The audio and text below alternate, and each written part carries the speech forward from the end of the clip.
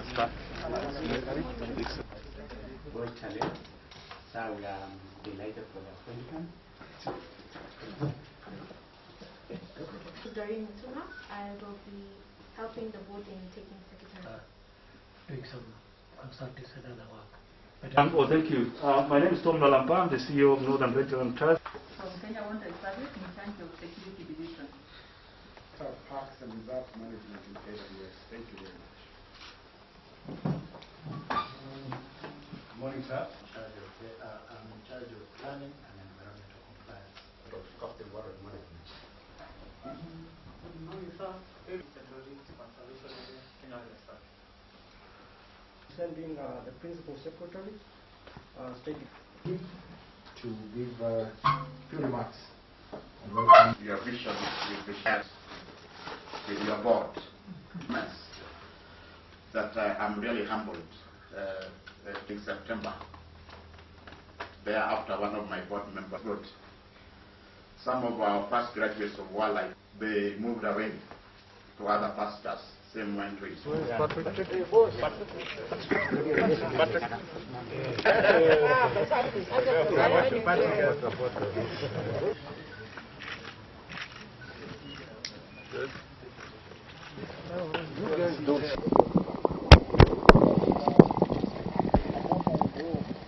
So the two organizations have accepted to form a conservancy. So we are going to have a 47,000 acres conservancy.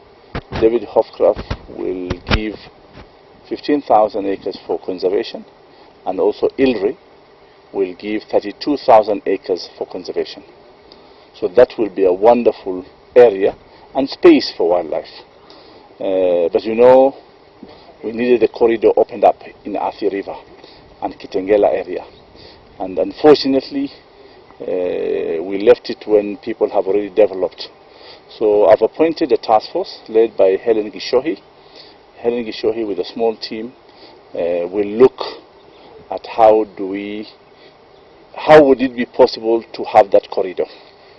And I've involved also KWS and as well as Friends of Nairobi National Parks. Nairobi National Park is very important for us.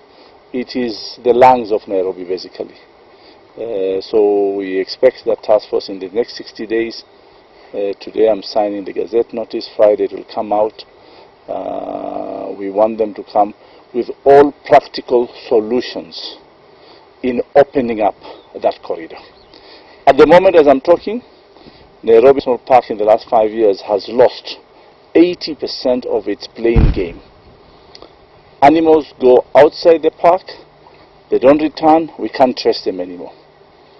Yeah. So, and now we have seen they raise a lot of appetite in game bush meat. So the bush meat desire is too high. That's why I've addressed the scientists here to tell us the dangers of bush meat, particularly when it's not treated, it's not well managed, things like this. And you know that COVID-19 emanated from the bat meat disease. So these are the things that we need to seriously take in consideration. Currently, the KWS Training Institute is under the management of KWS, but the laws required to have a separate science department or training department and a separate conservation and management department of wildlife.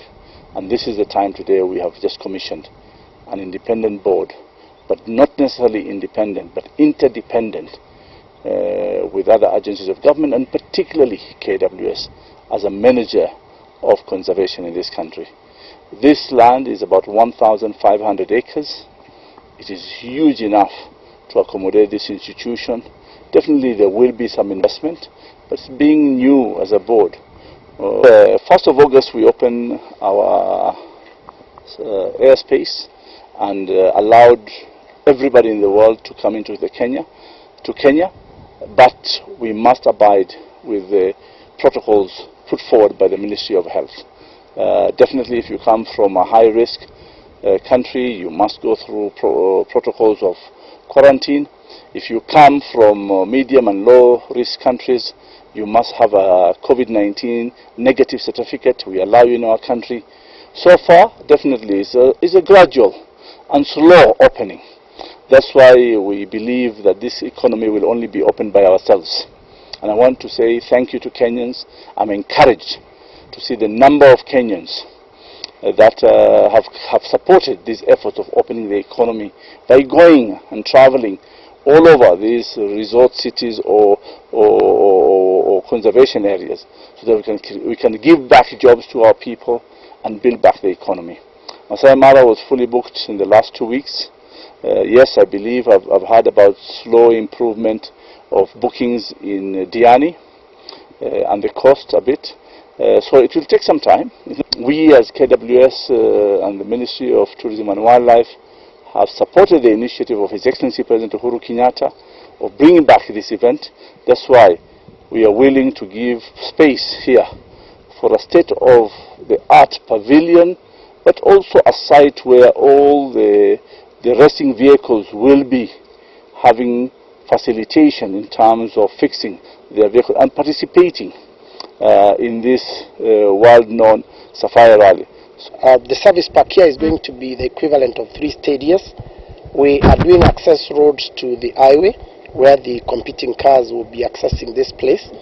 On average, the cars will be coming back here about 3 times per day for 3 days and going out to the route to compete and come back. And I'm sure this is a good opportunity also to mentor our youth, just to show them that they can dream big like we did in our early days. In conservation areas, it is very important that we use science to inform our management as far as issues of conservation are concerned. So from this onset, I want to thank you, CS, for facilitating these institutes. When something is low, it is good always to be on the right side of law. And therefore, from 2013 up to now, I want to join Betty in saying that indeed it's been many, many years. And today we are happy that we've begun. And as ministry, we will support and give you all the necessary supports. During the first 6 months, we should be able to develop an innovative way of fundraising in terms of carrying out research. Currently, when we rely only on the exchequer, the demand from exchequer is so much, and therefore, as a board, we should have to go out of our way to see what else can we do so that we develop proposals and fund the sector. If you look at the NGO world, you will find that the NGOs are funded. NGOs which participate in carrying out wildlife activities in Kenya are well funded. Conservation is well funded. And so as government arm, it is good for us to see how do we also develop proposals so that we attract the funds.